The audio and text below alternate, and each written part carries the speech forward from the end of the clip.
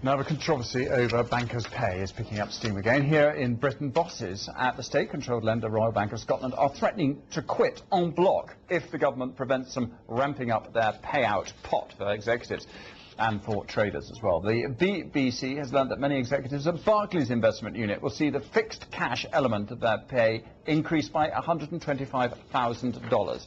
In the United States, Goldman Sachs has broken with a tradition to hold a series of meetings with investors to discuss the awards that it makes. Bank of America, meanwhile, is planning to repay its $45 billion bailout within days, freeing itself of the White House's pay restraints.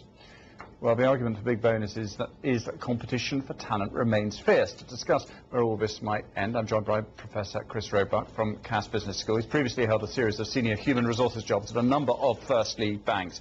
Let's concentrate, Chris, on RBS, because I think this is really interesting in the way that the bank is really throwing down the gauntlet to the government, saying, we need to be able to pay these guys. Are they absolutely right? Do they need to pay them this amount of money, this huge amount of money?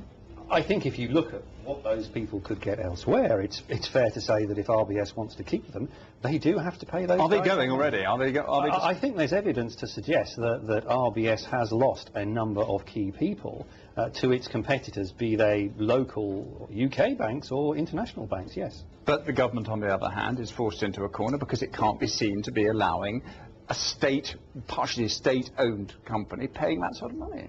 I think that's absolutely right. I think the government is in an absolutely invidious position to some degree of their own making on the basis that they can't in any way push a British bank to the point that it's likely to commit commercial suicide, but equally they have to be seen to be doing something about bonuses that are perceived by the public as frankly outrageous. So really it's down to our government to get together with other governments to sort out a level playing field for everybody. But I thought that was meant to have happened in the G20, wasn't it?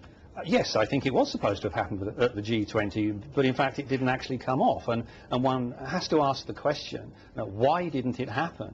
Because no individual organisation is going to put their neck on the line in terms of bonuses and risk commercial suicide, and it's fair to say that it has to be dealt with on a global level. Can banks just get around the problem, forget about bonuses, just give them a large amount of money? That's what Barclays is doing, upping the basic salary. Is that a workable solution? Can they just do that? Yes, you can obviously increase base salary, you can reduce bonus and end up paying people the same or indeed more. The question is that a good thing? Because if you're increasing base salary, you're paying people irrespective of whether they perform well. Now, is that a good idea? No, probably not, in the light of what the government is saying. But what about, for instance, when you go across borders, for someone like Goldman Sachs, for instance, it's sitting down with its investors. It doesn't have a government breathing down its neck, but it's got investors and the public breathing down its neck, hasn't it? Absolutely. And I think it's fair to say that there is a suggestion that the view of investors and indeed the public is that there are certain parts of the investment banking market that are perhaps over-profitable to a degree that allows those banks to pay significant bonuses to people for, to be honest, not particularly much effort. Okay, Chris Roebuck, we'll leave it there, but a huge subject. Thank you very much indeed for joining us.